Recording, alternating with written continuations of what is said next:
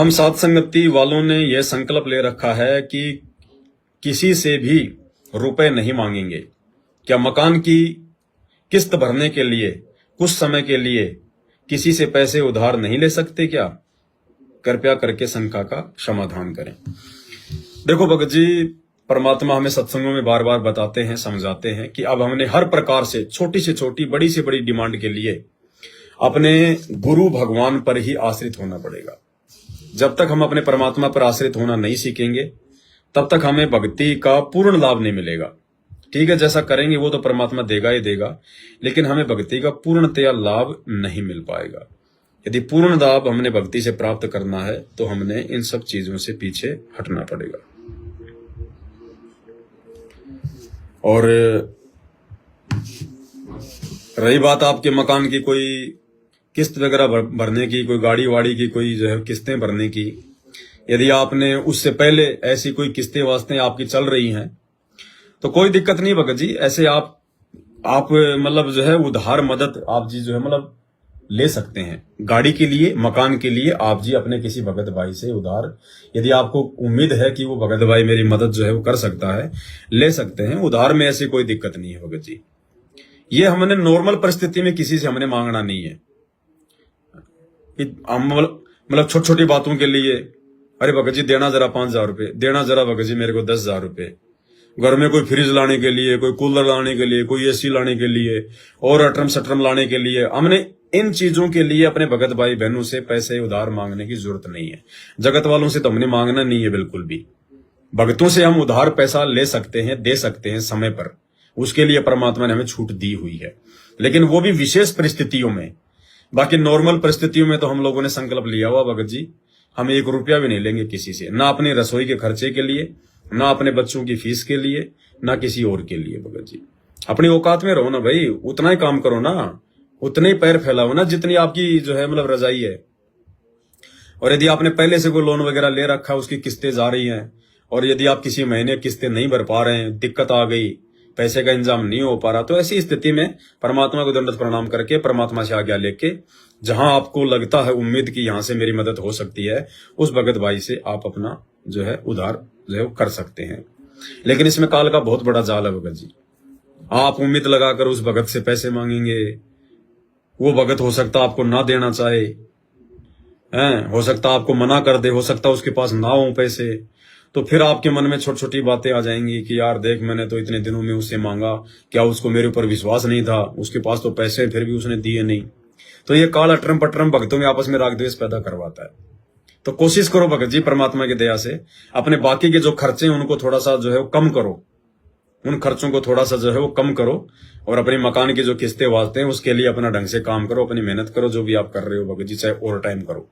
कहने का मतलब है आप जी अपनी तरफ से पूरी मेहनत करो, पूरी कोशिश करो कि आपको किसी और से पैसे मांगने ना पड़े। फिर भी यदि मेहनत पूरी जो है करते करते भी यदि थोड़े बहुत पैसे यदि कम पड़ रहे हैं, तो ऐसी स्थिति में परमात्मा को दंडवत प्रणाम करके फिर जो भी आपको परमात्मा प्रेरणा करे वैसा आप जी जो है वो कर सकते हैं। बाकी अपने भगत भाई बहनों से मुसीबत के समय, विशेष परिस्थितियों में उधार का लेन देन करना वैसे परमात्मा ने जो है कोई गलत नहीं बताया, लेकिन एक समय ज्ञान आधार ये भी कहता है कि एक समय आपके अंदर ऐसा आ जाना चाहिए कि आपने फिर किसी से कोई उम्मीद नहीं करनी चाहिए। आपने सीधा सीधा रिश्ता अपने गुरुदेव भगवान से जो है वो लगाना चाहिए। आपने भाई जब आपके फालतू के आपके खर्चे नहीं होंगे, बच्चे आपके नॉर्मल स्कूल में पढ़ेंगे, प्राइवेट में पढ़ाने की जरूरत नहीं है भगत जी, इंजीनियरिंग कराने की जरूरत नहीं है बच्चों को, कोई जो है कोचिंग फोचिंग कराने की जरूरत नहीं है, फालतू में घर में अटरम फटरम लाने की जरूरत नहीं है। आप नॉर्मल तरीके से रहेंगे, नॉर्मल अपना खाएंगे, नॉर्मल जीवन जिएंगे तो खर्चा ज्यादा होगा ही नहीं, आसानी से आपके काम चलेंगे। तो सबसे पहले हम भी परमात्मा के नियम में आए, परमात्मा की मर्यादाओं में आए, और फालतू के अपने शौक पूरा करने के लिए हम किस्तों पे कोई सामान ना लेके आए। जैसा है वैसे हम रहें, टाइम पास अपना करें, तो हमें किसी से मांगने की आवश्यकता ही नहीं पड़ेगी। और यदि आपने पहले इस प्रकार के यदि कबाड़े यदि वो कर रखे और उनकी यदि वो किस्तें आ रही है और आपको कोई मजबूरी है, तो फिर भी दास तो ये भगत जी यही कोशिश करेगा, आपको यही सलाह देगा कि भगत भाई बहनों से मांगने से फिर भी अच्छा है यदि आपके पास में जमीन वगैरह कुछ ज्यादा है, आवश्यकता से ज्यादा है, आधा 1 बीघा जमीन भगत जी निकाल दो, बेच दो। आपका कोई प्लाट वगैरह कहीं खाली वाली पड़ा है, उसको बेच दो, उसको बेच दो।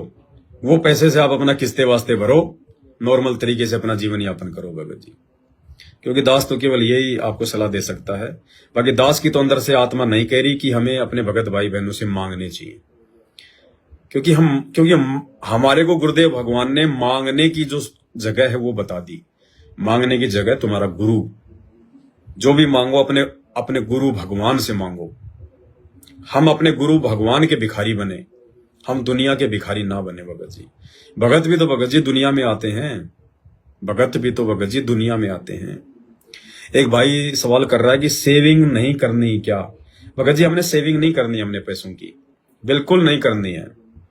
भले आपकी अच्छी नौकरी है, आपके खर्चे भी कम है, आपके घर में 60-70 हजार रुपये महीना का आ रहा है, खर्चा आपका 15-20 हजार रुपये है, बाकी पैसे का क्या करेंगे?